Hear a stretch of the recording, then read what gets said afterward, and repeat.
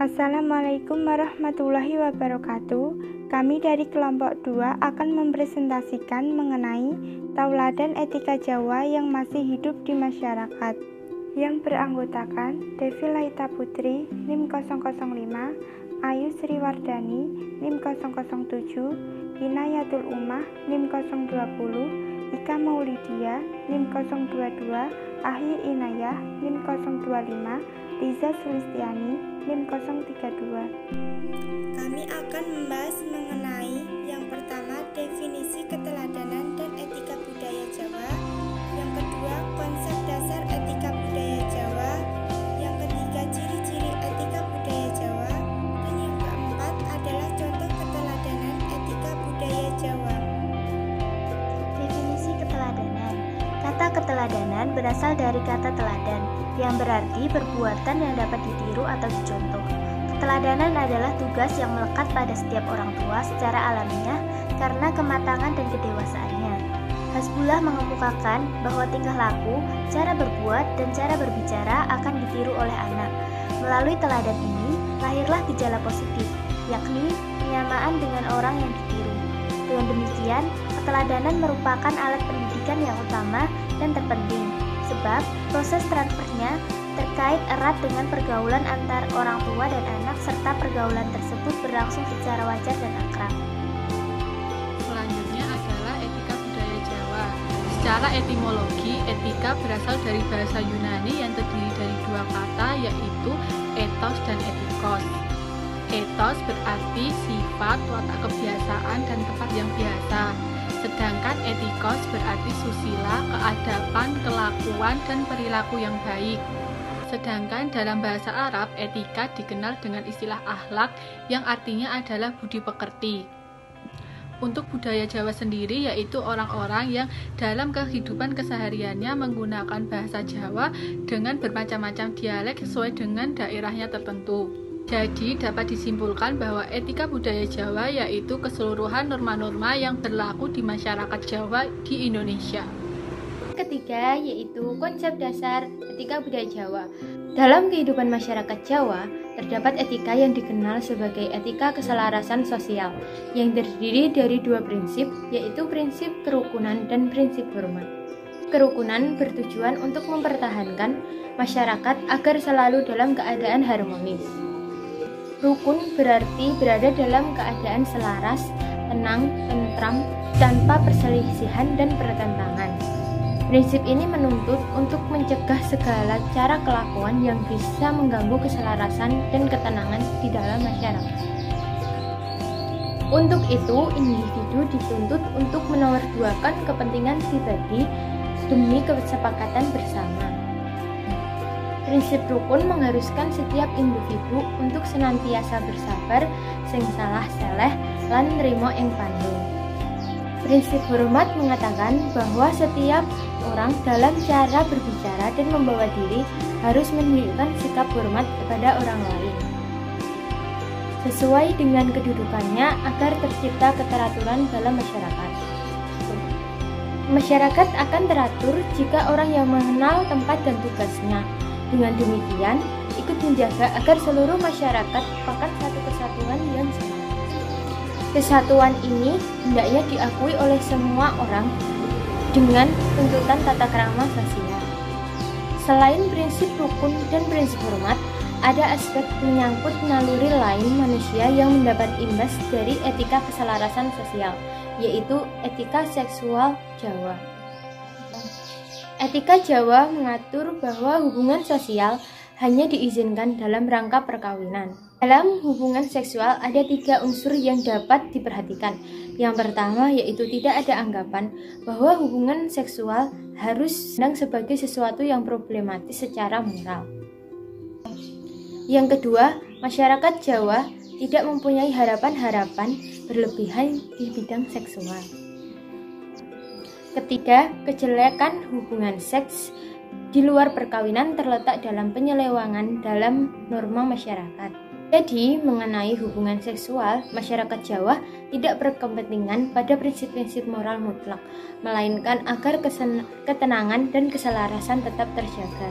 Maka dalam etika budaya Jawa, motivasi mencegah hubungan seksual di luar nikah tidak berangkat dari kesadaran individual, tetapi semata-mata takut untuk mencoreng keharmonisan sosial dan nama baik keluarga. Yang keempat yaitu mengenai ciri-ciri etika budaya Jawa. Ciri-ciri yang pertama yaitu mendahulukan kewajiban terlebih dahulu daripada menuntut hak. Contohnya seperti ikut serta dalam gotong royong. Kita ikut serta dalam gotong royong merupakan suatu kewajiban kita sebagai masyarakat di desa. Dan saat istirahat terdapat makanan merupakan hak yang tidak tertulis atau sudah ada dengan sendirinya. Ciri-ciri yang kedua yaitu kerukunan dalam masyarakat Jawa lebih mendahulukan kerukunan sosial daripada kerukunan pribadi. Artinya, semakin besar lingkup komunitasnya, maka semakin mengecil kepentingan kelompok yang ada di dalamnya. Kerukunan tersebut perlu dilandasi dengan adanya rasa saling percaya antar pribadi, adanya keterbukaan antar siapa saja, adanya rasa bertanggung jawab dan rasa saling ketergantungan atau rasa kebersamaan. Prinsip kerukunan hidup adalah mencegah terjadinya konflik, karena jika terjadi konflik dalam masyarakat Jawa akan berkesan secara mendalam dan selalu diingat atau sukar untuk dilupakan. Ciri-ciri yang ketiga yaitu menekankan keharmonisan dan keselarasan dalam setiap dimensi kehidupan. Keharmonisan dan keselarasan tersebut dapat diartikan masyarakat Jawa seperti saudara atau mengayomi dengan sesama dengan menganggap semua adalah keluarga. Contoh keteladanan etika budaya Jawa. Pertama, sikap menerima. Menerima dengan tawakal atau bertawakal ialah suatu perimbangan jiwa, tetapi bukan menggambarkan orang yang pasif dan tidak suka bekerja keras, yang tidak mau mengulurkan tangannya. Nerima atau narima ialah sikap menerima yang terjadi atasnya. Dan sikap menerima inilah memungkinkan orang selalu merasakan kebahagiaan, karena kebahagiaan tidaklah berdasarkan materi.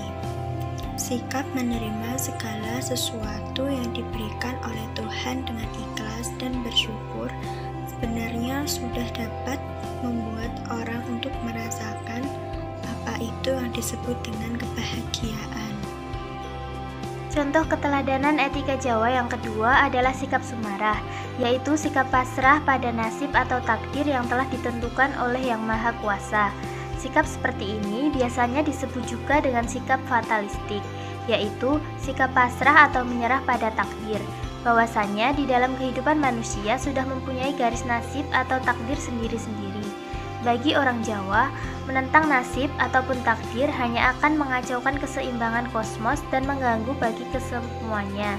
Sikap fatalistik orang Jawa ini dikarenakan mereka mengidentifikasikan Tuhan sebagai dalang dan manusia sebagai wayangnya.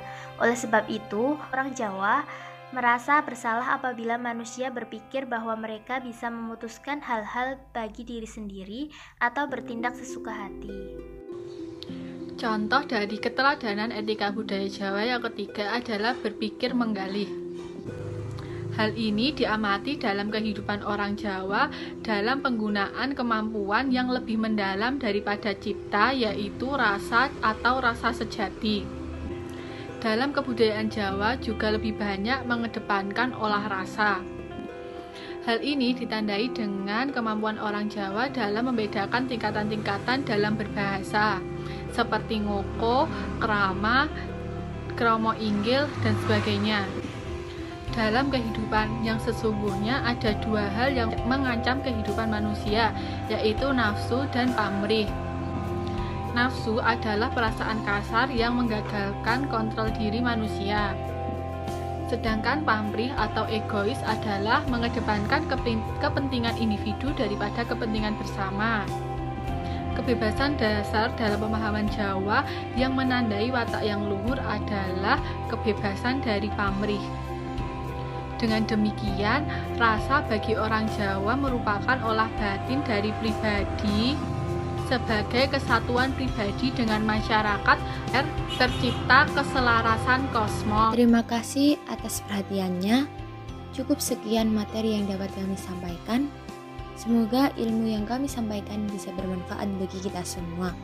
Jika ada pertanyaan, bisa ditanyakan di platform yang tersedia. Mohon maaf apabila ada kesalahan kata. Wabillahi taufiq wal hidayah. Wassalamualaikum warahmatullahi wabarakatuh.